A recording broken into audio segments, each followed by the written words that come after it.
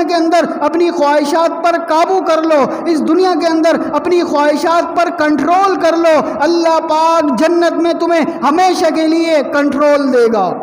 دنیا میں جو اپنے جسم کو اللہ کے کنٹرول میں دے دیتا ہے، اللہ کے حوالے کر دیتا ہے، اپنی خواہشات کو قربان کر دیتا ہے، جنت میں اللہ پاک اس جسم کو اس کے کنٹرول میں دیں گے اور فرمائیں گے جو مرضی کھا، جو مرضی پی، جو مرضی کر، آج تجھ سے کوئی پوچھنے والا نہیں، ہمیشہ کی خوشیاں ہیں، ہمیشہ کی راحتیں ہیں، ہمیشہ کا سکون ہے۔ ایسا جسم ہوگا جو مشک سے بنا ہوگا، ایسا جسم ہوگا جو عنبر سے بنا ہوگا، ایسا جسم ہوگا جو خوشبو سے بنا ہوگا، وہ جسم جس کو بڑھاپا نہیں آئے گا، وہ جسم جس کو بیماری نہیں آئے گی، وہ جسم ہمیشہ جوان رہے گا۔ تو دنیا میں ہمیں مختصر وقت کے لیے یہ جسم دیا ہے، یہ عارضی جسم ہے، یہ مختصر جسم ہے۔ اللہ پاک قرآن کریم میں ارشاد فرماتے ہیں جب انسان دنیا سے چلا جائے گا، وہاں جانے کے بعد انسان حسرت کرے گا،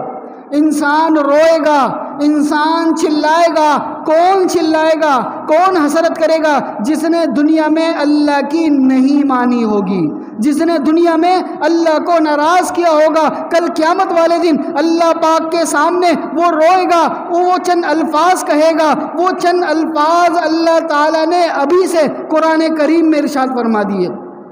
کہیں فرمایا کبھی تو انسان اپنے اعمال نامے کو دیکھ کر کہے گا یا لیتنی لم اوت کتابیہ، یا لیتنی لم اوت کتابیہ۔ جب انسان کو بسبب اس کے گناہوں کے اس کا اعمال نامہ الٹے ہاتھ میں دیا جائے گا، وہ الٹے ہاتھ والا انسان کہے گا یا لیتنی لم اوت کتابیہ، یا لیتنی لم اوت کتابیہ۔ کاش کہ مجھے میرا اعمال نامہ ہی نہ ملتا،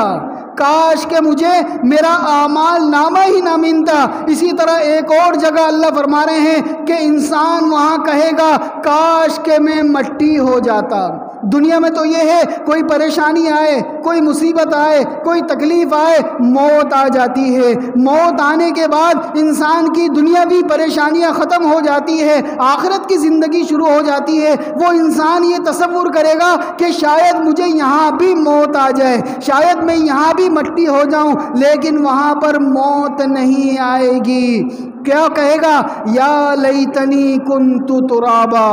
یا لیتنی کنت ترابا۔ کاش کہ میں مٹی ہو جاتا، کاش کہ میں دوبارہ سے زندہ نہ کیا جاتا۔ اللہ تعالیٰ مختلف جگہوں پر مختلف نقل کر رہے ہیں، یہی انسانوں کی باتیں آنے والے وقت کی ابھی سے بتا رہے ہیں، کیونکہ وہ اللہ عالم الغیب ہے، وہ اللہ غیب کا علم جانتا ہے، وہ اللہ جو دنیا سے پہلے جو کچھ ہوا ان کو بھی جانتا ہے، جو اس وقت دنیا میں ہو رہا ہے اس کو بھی جانتا ہے، جو دنیا میں آگے ہوگا اس کو بھی جانتا ہے، جو انسان پہلے نہیں تھے ان کو بھی جانتا ہے، جو انسان ابھی ہیں ان کو بھی جانتا ہے، جو انسان آنے والے وقت میں پیدا ہوں گے ان کو بھی جانتا ہے، اور اسی طرح قبر میں کیا کہے گا اس کو بھی جانتا ہے۔ آگے والے مراحل اللہ پاک ہر چیز کو جانتا ہے، وہ عالم الغیب ہے، وہ غیب کا جاننے والا ہے، وہ آگے کی خبروں کا جاننے والا ہے۔ وہی اللہ ہمیں بتا رہے ہیں، کیا بتا رہے ہیں کہ ابھی فکر کر لو،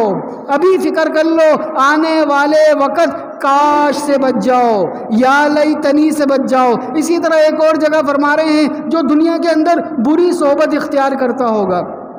جو دنیا کے اندر بروں کی صحبت میں رہتا ہوگا، شراب پیتا ہوگا، چوری کرتا ہوگا، غلط کام کرتا ہوگا،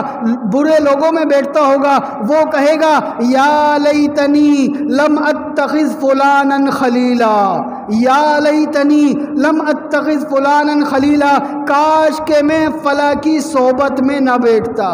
کاش کہ میں فلاں کی صحبت میں نہ بیٹھتا، آج میں برباد نہ ہوتا۔ تو میرے عزیزو، یہ وہ باتیں ہیں جو آنے والے وقت میں سمجھ آئیں گی، یہ وہ باتیں ہیں جو آنے والے وقت میں ختم ہو جائیں گی اور ہمیں سمجھ میں آ جائیں گی۔ کب سمجھ میں آئیں گی؟ جس وقت ہماری یہ والی آنکھیں بند ہوں گی اور دل کی آنکھیں کھلیں گی۔ یہ سارا کا سارا قرآن، یہ ساری کی ساری باتیں ہمیں سمجھ میں آ جائیں گی۔ آج ہمارے پاس موقع ہے، یہ سانسیں چل رہی ہیں، آج ہمارے پاس ٹائم ہے، اللہ کی ہم خوب عبادت کریں، گناہوں سے توبہ کریں اور اپنی زندگی کو حضور اکرم صلی اللہ علیہ وسلم کی سنت کے مطابق گزارنے کی کوشش کریں۔